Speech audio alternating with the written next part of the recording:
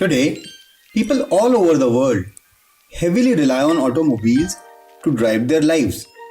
Pun intended. Whether it is getting to the office, buying groceries, or even getting our online shopping items delivered to us from the comfort of our homes.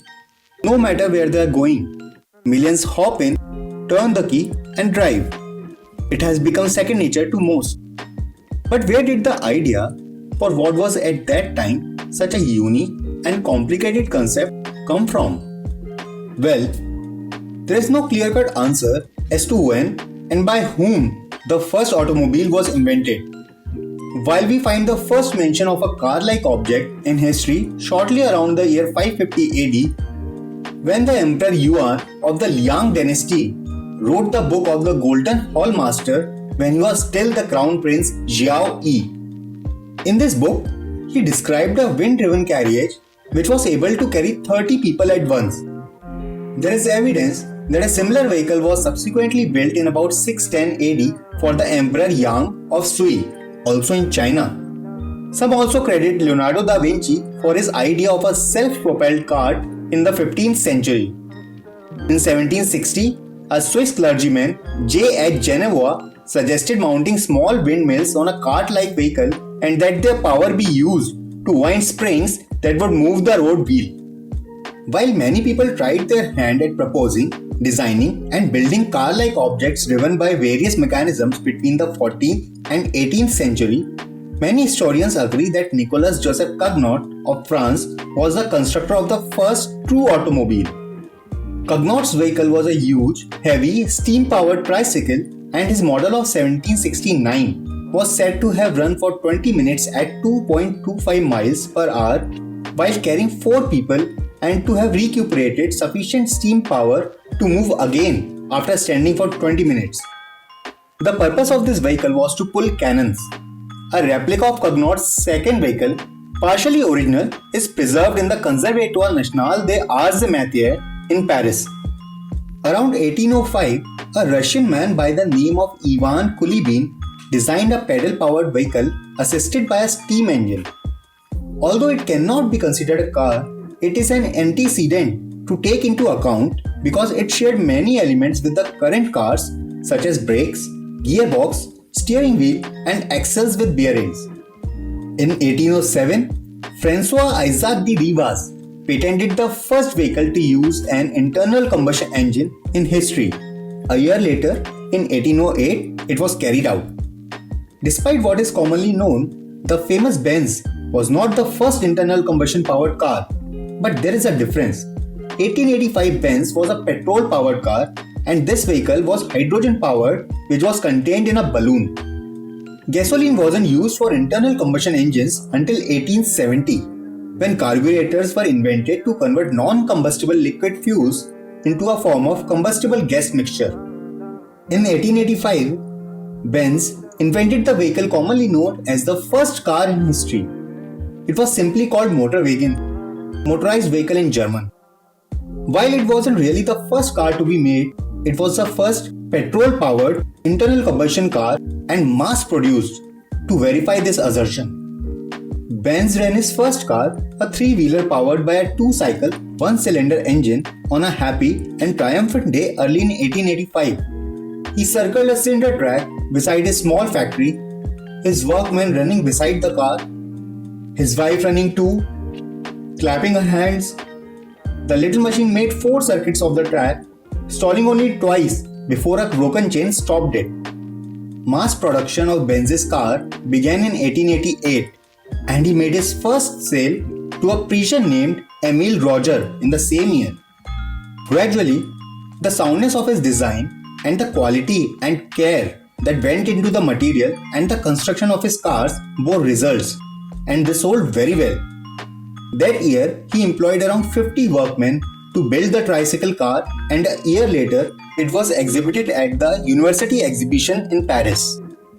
Until before that, cars were not well known to the general public. In 1893, he began to make a 4-wheeler.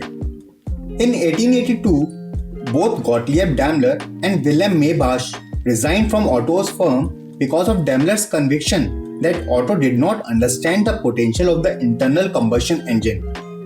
They set up a shop in Bad Cannstatt and built an air-cooled one-cylinder engine. The first high-speed internal combustion engine, it was designed to run at 900 revolutions per minute.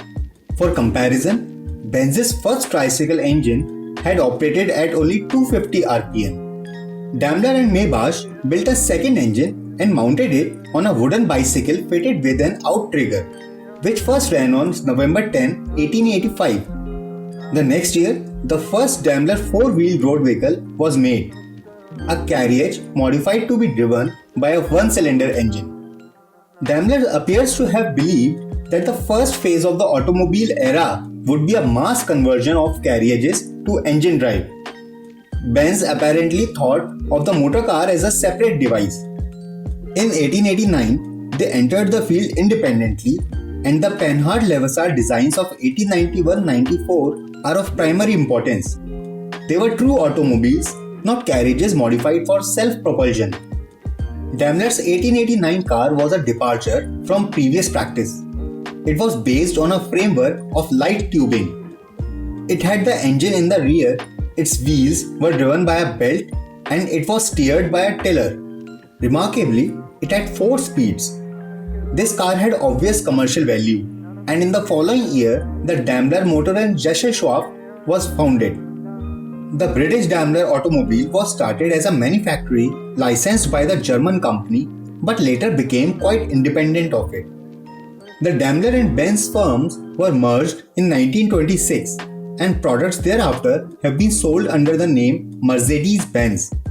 This practice continues despite the 1998 merger with the American firm Chrysler Corporation to form Daimler Chrysler AG. Although many people contributed to the mass success of the automobile, Gottlieb Wilhelm Daimler and Wilhelm Maybach are often credited with the invention of the first modern motor car in 1901. The car weighed only 14 pounds per horsepower with a 35 horsepower engine and could reach a maximum speed of 53 miles per hour. While the Mercedes had an advanced design, combining it with a car that had a decent price is something that America soon took over. In the late 1800s, William Durant was working in the lumber industry. He co-founded the Durant Carriage Company. The company quickly rose to success, producing the highest number of horse-drawn cars and carriages in America. In 1904, local investors began to take notice and asked him to take over the Buick Motor Company, which is one of the oldest automobile brands in the world and the oldest in the United States. At the time, Buick had run into financial troubles and was about to go bankrupt when Durant saved it from going bust. By 1908, the company produced the highest number of automobiles in the nation. Durant quickly acquired other automobile companies including Cadillac, Oakland, Oldsmobile, and the company that later became AC Delco. In 1911, he founded an economy car line that would be known as Chevrolet. By the beginning of the 20th century, Henry Ford had taken over the automobile industry. At this time, many people viewed the automobile as an accessory for the rich and not as a necessity. Ford's vision was to create an affordable car for the average American that was both reliable and made with a simple build. His dedication and hard work soon developed into the great inventions of the Model T and the assembly line. These were two innovations that changed American society and revolutionized the way a business works today. In 1908, Henry Ford invented the Model T in the hopes of creating a car for the great multitude. The Model T was a 20 horsepower and 4-cylinder car and sold for $825. The car was made to be easy in all forms. It was easy to drive due to its 2-speed planetary transmission and easy to repair with its detachable cylinder head. In 1927, when the Model T was withdrawn from production, its price had dropped to $290 for the coupe model. The invention of the Model T had made the idea of mass personal automobility possible. In spite of popular belief, Henry Ford wasn't the first man to invent the assembly line.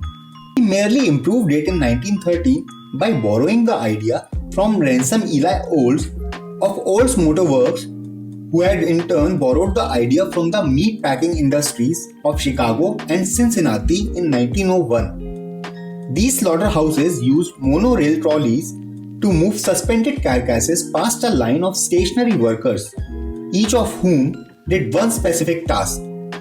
Contrary to most factories' lines in which products are gradually put together step by step, this first assembly line was in fact more of a disassembly line, since each worker butchered a piece of a diminishing animal. The apparent breakthroughs in efficiency and productivity caused Ransom Eli Olds and Henry Ford to implement it in the automobile industry. After the success of the Model T and the invention of the assembly line, other car companies sought to apply Ford's model of manufacturing. From 1908 to 1929, the number of automobile companies drastically decreased from 253 to 44. This left Ford, General Motors, and Chrysler accounting for 80% of the car industry's output.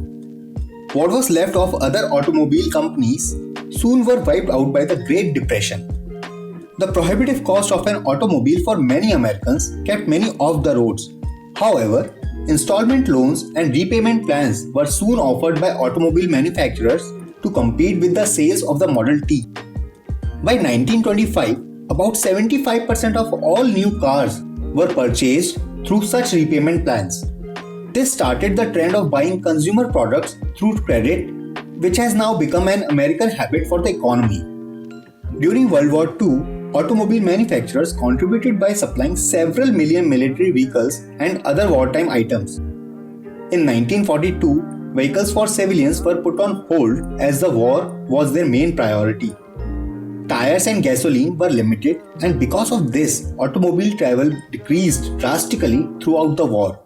Civilian cars were fixed up and patched together to make them last throughout the war, making the demand for new cars even higher by the war's end.